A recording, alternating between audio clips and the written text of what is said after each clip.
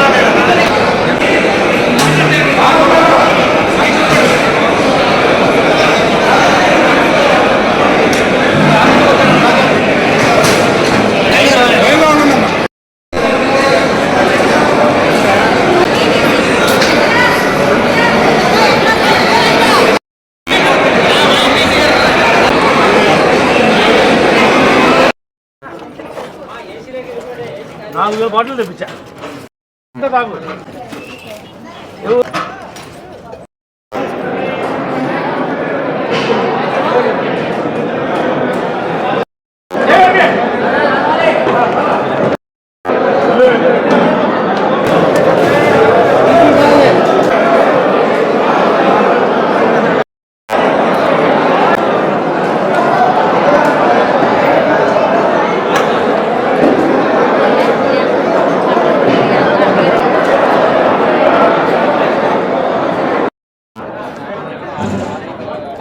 మరి కళ్యాణ మండపం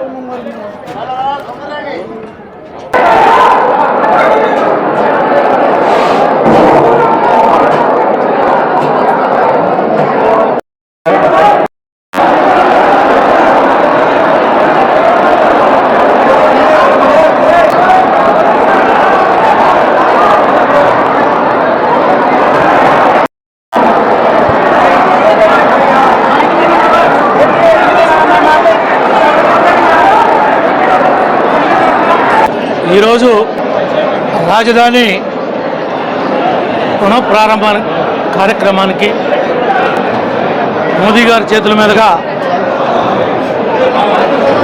ఈరోజు మధ్యాహ్నం సాయంత్రం పునఃప్రారంభించడం జరుగుతుంది.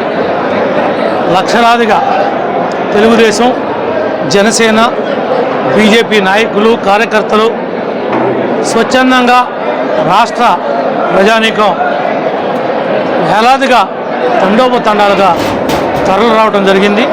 ఏ ఒక్కరికి కూడా మండు వేసవికాలం అవటంలో విపరీతమైనటువంటి వేడి ఉన్నప్పటికి కూడా మజ్జిగ ప్యాకెట్లు ఇస్తున్నాం, లస్సీ ప్యాకెట్లు ఇస్తున్నాం, భోజనం పెడుతున్నాం, ఎవరికి మంచినీళ్ళు ఇస్తున్నాం. ఏ లోటు రాకుండా ఎవరైతే వాళ్ళ ఊరి నుంచి వచ్చారో వాళ్ళని మళ్ళీ సురక్షితంగా వాళ్ళ ఇంటికి పంపే వరకు కూడా బాధ్యత మేమే తీసుకుంటాం. ఆ విధంగా చర్య చేపడుతున్నామని చెప్పి కూడా ఈ సందర్భంగా తెలియజేస్తూ మరి మీ అందరూ కూడా ధన్యవాదాలు తెలియజేస్తారు.